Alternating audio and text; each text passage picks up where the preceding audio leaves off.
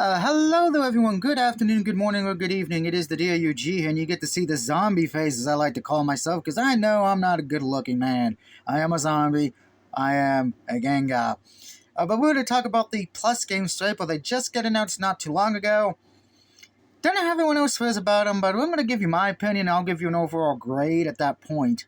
Now, I based my grade on the following few things, in case you're new.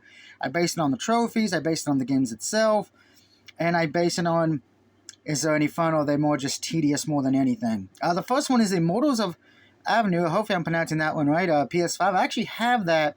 Haven't started it yet because it's on the backlog. I do know from looking at the trophy list, because there's no guide right now for it, will be a little bit of time consuming, because you do have to at least probably play it at 3 times, because you have to beat it on all 3 difficulties, so I don't know if the difficultiness carries over or not. You do have to kill 1,300 enemies, so keep that in mind. You do have to unlock all 120 gold chests in one run.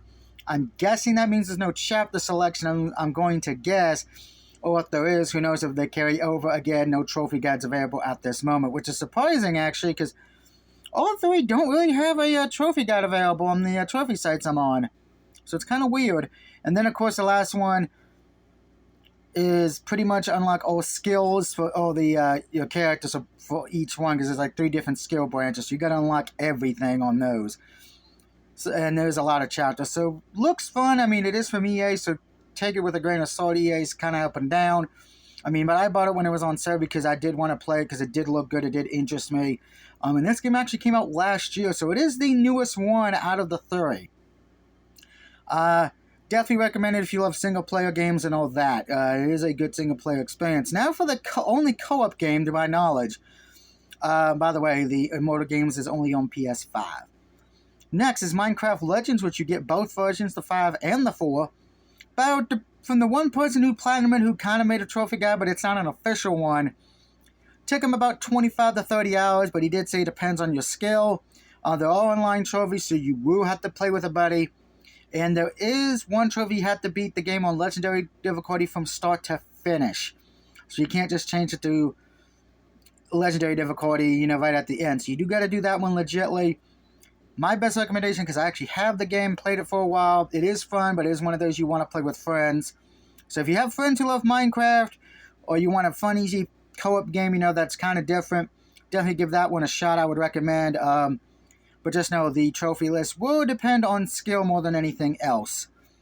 And then the last one is Skull, the Hero Slayer. From what I could find, not much information from the trophy hunting community, which is, again, surprising, because usually when the games are announced, I always go to my trophy set and say, okay, let's take a look at the trophy guide, let's look at the trophies.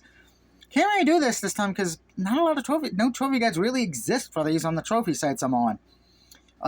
But this one's called the Hero Slayer. From what I could find, it is a roguelike type of game. There is a lot of RNG, and the guy who did Platinum it said it took him about 92 hours. So you're going to have games here that probably the Platinum will vary depending on your skill and how dedicated you are to that. So that is a plus for the trophy hunters out there. So that is a good thing. But not a lot of trophy guides out there for this. It kind of also means a little bit of a mystery, which is also a plus. Now, I know a lot of people are probably going to hate on these because, one's technically a kiddie-type game in Minecraft, one's a roguelike, and one is from EA, and, we're supposed to hate on EA. But I'm actually happy with this because I only own 2 out of the 3, so that is the only bad thing I will say. I don't own one, and that is Skull. But like I said, I haven't played the Immortals yet, and Minecraft Legends is fun. It's just you really want people to play that with.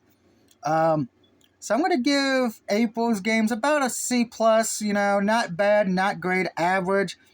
But, I'm okay with that because, we have a lot of games that came out at the end of March that were great. You had South Park Snow Day, you had Rise of the Ronin, Alone in the Dark, and then, of course, we know at the end of April, it's one of the bigger games, Stellar Blade, coming out. So I'm okay with this month, Plus, with baseball season about to start and NBA players about to start, kind of thought we would have got a sports game maybe, but that's okay.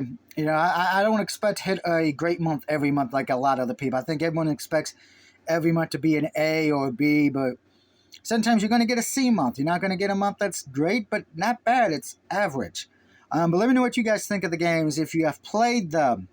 If you're going to say they just stink and you're just basing it off how they look, I'm not going to take your opinion into account. You have actually Because that's one thing that also makes me a little upset. People just say it's a bad month because they're just basing it off looks. As I've always said, you can't really base a game off looks, because I've played games where the game looks like crap, but plays beautifully, and I love it. And then there are games that look great, but the gameplay is boring. So please give them a shot if you haven't yet, just to get a better idea. But like I said, about a C+ month. Not bad, not great. But again, let me know what you think in the comments. I'll see you tonight for Mortal Kombat Invasion Season 4. We're going to try to get some of that more done tonight.